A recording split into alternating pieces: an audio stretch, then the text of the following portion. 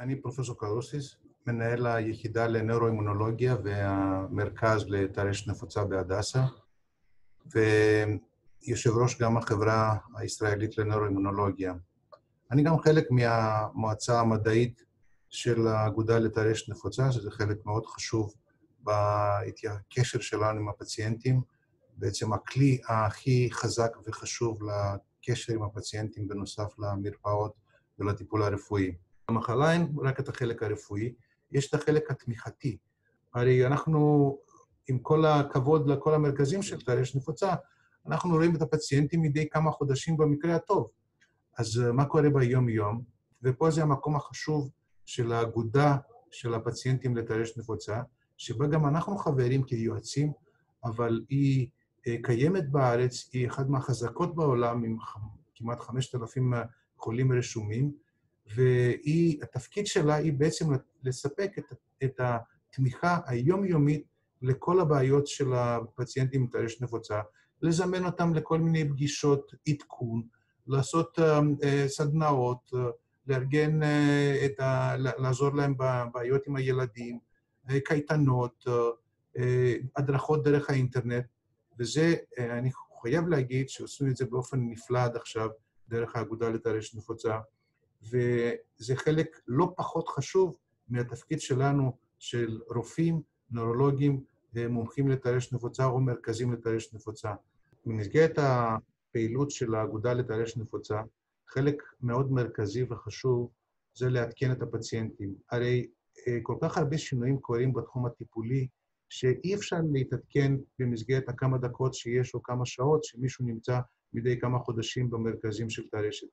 חייבים לזמן את הפציינטים, וגם כמפגש חברתי שהוא מאוד חשוב, כי אחד לומד מהשני, וגם כדי לשמוע ממומחים יותר, ואני זומנתי כמה פעמים והשתתפתי בכיף גדול, ואז אנחנו מתחילים כמשפחה באווירה מאוד מאוד חיובית, לדבר על מה שאנחנו בתחום הרפואי המדעי יכולים לעדכן, וגם לומדים מהפידבק, מכל התגובות שיש, ומאפילו עצם הימצאות ביחד, ושותים קפה ביחד ויושבים.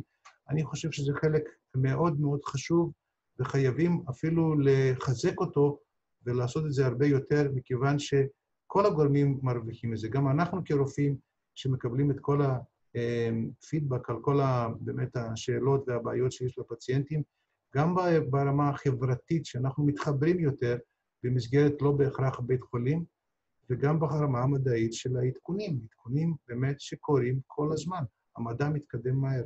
לצערנו, בעולם שאנחנו חיים, כל דבר, כדי להזיז כל דבר, צריך את החלק של התמיכה הכספית, הכלכלית. ואני חושב שגם ברמה המדעית, אנחנו זקוקים כל הזמן לתורמים כדי לתמוך בטיפולים המתקדמים והניסויים שאנחנו מנסים לפתח, והרבה יותר גם בתחום של הפעילות האגודה. הרי האגודה היא לא מקבלת איזה כסף גדול מאיזשהו מקור מהשמיים.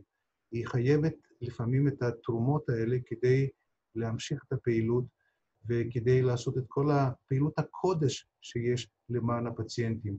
אז אם יש מישהו מהאנשים שיש להם את היכולת הכלכלית, שיכול לתמוך, לדעתי זה הדבר הכי גדול וחשוב שמישהו יכול לעשות כדי לעזור במחלה הזאת, ולא רק, לעזור בעצם להתארגנות של הפציינטים, לעזור לדברים החדשניים גם, לעזור למחקר, לעזור לסדנאות, לעזור לפעילות כלשהי של האגודה לטרשת נפוצה, כי זה בא לטובת הפציינטים.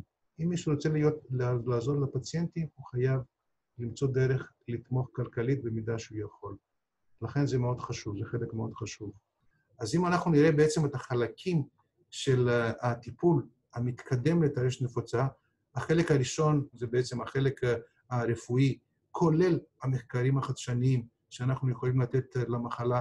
החלק השני הוא בעצם הטיפול ההוליסטי במסגרת המרכזים לטרשת נפוצה, עם הטיפול בכל הבעיות, והחלק השלישי זה בעצם אבן יסוד מאוד חשוב, שזה האגודה לטרשת נפוצה. שלושת הדברים האלה, הגורמים האלה ביחד, חייבים להמשיך לעבוד בשיתוף פעולה כדי לתת עתיד הרבה יותר טוב לטיפול בחולים עם המחלה של טרשת נפוצה.